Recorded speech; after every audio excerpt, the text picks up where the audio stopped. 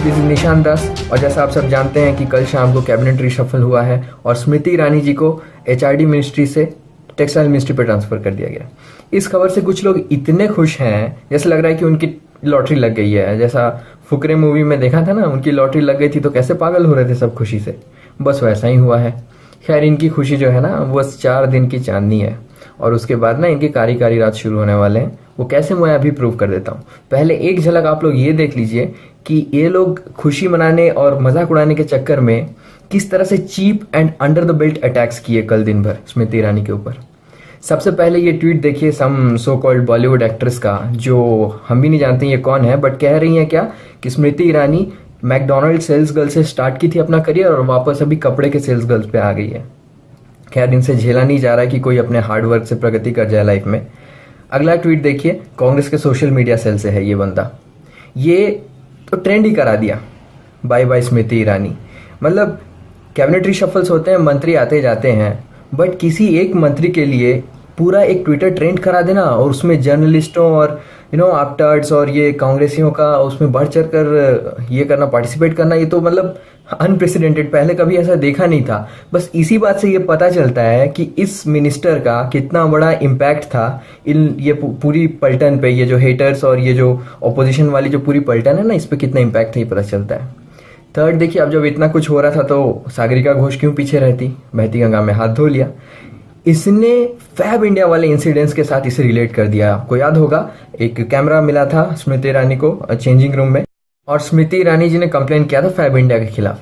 अब देखो आप डबल स्टैंडर्ड्स इस सागरिका घोष का, जब इन्हें रिप्लाई किया जाता है मोदी सपोर्टर्स के द्वारा ट्विटर पे तो बड़ा फेमिनिज्म चिल्लाती है कि वुमेन को कैसे ट्रोल कर रहे हो। अब ये खुद ही एक सेक्सिस्ट रिमार्क कर रही है और एक वुमेन पे, तब कहाँ जाता है इनका फेमिनिज्म, घास चने जाता है क्या? या फिर राइट विंग के वुमेन नहीं होते? खैर, अब ये चैनल आप देखिए इनके पति देव का, इंडिया टुडे, इसकी रिपोर्टिंग में डबल स्टैंडर्ड्स आपको साफ दिखेंगे। पहले ये रिपोर्ट करते हैं कि Smriti Irani dropped from HRD ministry to textile ministry. At the same time ये जयंत सिन्हा के बारे में रिपोर्टिंग करते हैं कि shifted from MOS finance ministry to civil aviation ministry. चलो एक मिनट के लिए मान लिया कि हाँ, हमेशा से ही एचआरडी मिनिस्ट्री एक हाई प्रोफाइल रही है as compare to textile ministry. तो वही बात तो यार फाइनेंस मिनिस्ट्री और सिविल एविएशन के केस में भी लागू होती है ना। एमओएस फाइनेंस का जो है वो शिफ्ट हो रहा है इसमें सिविल एविएशन में, जो कि ऑब्वियसली लो की प्रोफाइल है, तो आप इसमें शिफ्टेड यूज कर रहे हो और उसमें ड्रॉप्ड यूज कर रहे हो। ये तो हिपोक्रेसी हो गई साफ के साफ। अब जरा ध्यान से देखिए मोदी जी के रिपोर्ट कार्ड को। इसमें इकोनॉमिक एरियाज दिख रहे हैं आपको जिसमें सरकार ने पिछली सरकार की तुलना में अच्छा प्रगति किया है, वो आपको पॉजिटिव में दिखेंगे राइट साइड के कॉलम में। लगभग सारे एरियाज में आपको पॉजिटिव ग्रोथ दिखेगा, जैसे एफडीआई हो गया, इन्फ्लेशन हो गया, जीडीपी हो गया। कुछ एरियाज में आपको नेगेटिव में दिखेगा और इसमें सबसे ज्यादा नेगेटिव आपको एक्सपोर्ट दिखेगा, यानी निर्यात। इससे हमें यह पता चलता है कि सरकार को अभी सबसे ज्यादा अगर किसी एरिया में ध्यान देने की जरूरत है तो वो है एक्सपोर्ट को बढ़ाने की जरूरत है।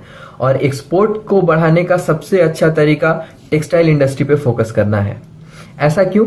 क्योंकि अगर आप ये स्टैटिस्टिक्स देखें तो दुनिया में second largest contributor textile industry में इंडिया है।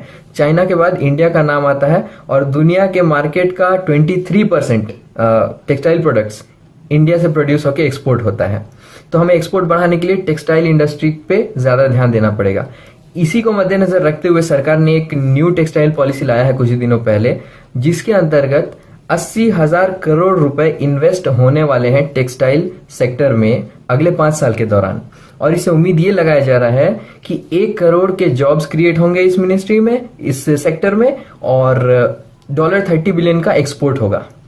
तो ऐसे में इतना तो साफ है कि सरकार के लिए अगला जो मेन फोकस है वो textile industry and hence textile ministry होने वाला है। और वो चाहेंगे कि उनके जो कैपेबल और अच्छा हार्डवर्किंग जो मिनिस्टर्स हैं वो इस मिनिस्ट्री को संभालें। तो जो लोग स्मृति जी के इस ट्रांसफर ऑफ मिनिस्ट्री को एक डिमोशन कह के बड़ी चौड़ में अपनी दांत चमकाए फिर रहे ना, कंट्रोल भाई कंट्रोल, कहीं आपको अपना ही थूका हुआ जल्दी ही चाटना ना पड़े। और हाँ, मैं जरूर ये बात मानूंगा कि टेक्सटाइल मिनिस्ट्री भले ही सरकार के लिए अगला मेन फोकस हो, ये एचआरडी मिनिस्ट्री से तो थोड़ा कम काम होगा उसमें। और इसका सीधा मतलब ये निकलता है कि यूपी इलेक्शंस में स्मृति जी का कोई बड़ा दायित्व होने वाला है। जैसे कि सदानंद गौड़ा जी को कार्यभार थोड़ा कम कर दिया गया कर्नाटक इलेक्शंस को नजर में रखते हुए। क्या पता अगर कोई छोटा सा भी उलटफेर स्मृति जी कर देती हैं गांधी के स्ट्रॉन्ग होल्ड जैसे अमेठी या रायबरेली में, तो इसका फायदा ना केवल 2017 बट 2019 में भी हो सकता है। आप ये जरा सोच के देखिए कि कभी वो अमेठी जाना नहीं छोड़ी इतने बिजी शेड्यूल के बाद भी, तो क्या पता ये सारा कुछ पहले से ही शेड्यूल था। जो भी हो, ये जो हुआ कल रिशफल में, ये कोई स्टम्बलिंग ब्लॉक नहीं है उनके लिए, रादर ये कोई पॉजिटिव स्टेपिंग स्टोन हो सकता है उनके लिए। इसलिए फ्रेंड्स, इस वीडियो को इतना शेयर कीजिए ताकि उन सबको एक फिटिंग रिप्लाई मिल जाए जो लोग कल से इसे सैकिंग ऑफ स्मृति ईरानी या फिर डिमोशन ऑफ स्मृति ईरानी कह के मजे ले रहे हैं। आई मस्ट थैंक ऑफइंडिया.com and IBTL for some of my content. Subscribe जरूर कीजिएगा। जय हिंद।